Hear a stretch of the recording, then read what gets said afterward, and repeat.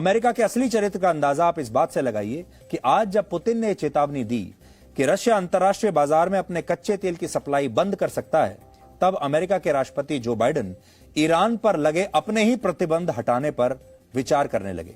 America ने कहा कि वो ईरान पर लगाए गए इन प्रतिबंधों को हटा सकता है ताकि ईरान अंतर्राष्ट्रीय बाजार में अपना कच्चा तेल बेच सके। अमेरिका ने वेनेजुएला पर लगे अपने ही प्रतिबंध हटाने पर भी विचार करने की बात कही है ताकि वो भी दूसरे देशों को कच्चा तेल बेच सके। यानी एक जमाने में जिस अमेरिका ने पूरी दुनिया पर यह दबाव बनाया कि जो देश ईरान और वेनेजुएला से कच्चा तेल खरीदेंगे, अमेरिका उन पर कड़ी कार्रवाई करेगा, और उन देशों में भारत भी था। हालांकि भारत ने ईरान से कच्चा तेल खरीदना जारी रखा, रोका नहीं, लेकिन एक जमाने में अमेरिका ने भारत पर बड़ा दबाव डाला कि हमने ईरान पर सैंक्शन लगा दिया है और इसलिए भारत को ईरान से तेल नहीं खरीदना चाहिए। आज वही अमेरिका अपने फायदे के लिए इन देशों से प्रतिबंध हटाने के लिए विचार करने की बात कह रहा है। यानी ये सारे सिद्धांत अमेरिका खुद ही बनाता है अपने लिए, और जब उसे सूट नहीं करते तो फिर इन्हीं सिद्धांतों को तोड़ देता है और कहता है कि ये वो दुनिया में शांति स्थापित करने के लिए कर रहा है। तो बड़ी बात यह है कि अमेरिका ने अब रशिया पर जो नया सैंक्शन लगाया है वो ये है कि रशिया से अमेरिका अब और तेल नहीं खरीदेगा। अब रशिया तेल का दुनिया का दूसरा सबसे बड़ा एक्सपोर्टर है। अगर अमेरिका तेल नहीं खरीदेगा, रशिया ने यह धमकी दे दी है कि अब वो कच्चा तेल बेचेगा ही नहीं अंतर्राष्ट्रीय बाजार में, और वो ये टेस्ट कर रहा है कि जब वो अंतर्राष्ट्रीय बाजार में तेल नहीं बेचेगा तो देखते हैं ये सारे देश अपना तेल कहां से खरीदते हैं। जाहिर है तेल की कमी हो जाएगी और तेल के दाम बढ़ने लगेंगे। जब तेल महंगा हो जाएगा उससे भी रशिया को ही फायदा होगा, क्योंकि रशिया को और ज्यादा पैसा मिलेगा। अब जब रशिया ने यह धमकी दे दी कि वो तेल नहीं बेचेगा अंतर्राष्ट्रीय बाजार में और इन सब देशों में तेल की कमी हो जाएगी, तो अमेरिका जैसे जो देश हैं, पहले इन्होंने ओपेक देशों से कहा कि आप अपने तेल का उत्पादन बढ़ाइए ताकि उस कमी को पूरा किया जा सके। ओपेक ने मना कर दिया कि हम नहीं बढ़ाएंगे। अब अमेरिका ईरान जैसे देशों के पास जा रहा है, वेनेजुएला जैसे देशों के पास जा रहा है, यूएई और सऊदी अरब जैसे देशों के पास जा रहा है कि आप अपने तेल का उत्पादन बढ़ाइए और हमें इस मुश्किल से निकालिए। असल में अमेरिका एक स्वार्थी देश है, वो सिर्फ अपने हित देखता है। अमेरिका युद्ध और शांति की बात करता है, लेकिन पूरी दुनिया में हथियार बेचने वाला वो सबसे बड़ा देश है। वैश्विक हथियारों के बाजार में उसकी हिस्सेदारी लगभग 37% है।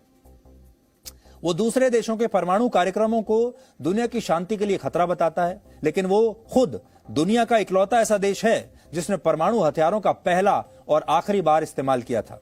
खुद उसने परमाणु हथियार बनाए, खुद जापान पर वो परमाणु बम गिराए, और आज कहता है कि बाकी कोई देश परमाणु हथियार नहीं बना सकता।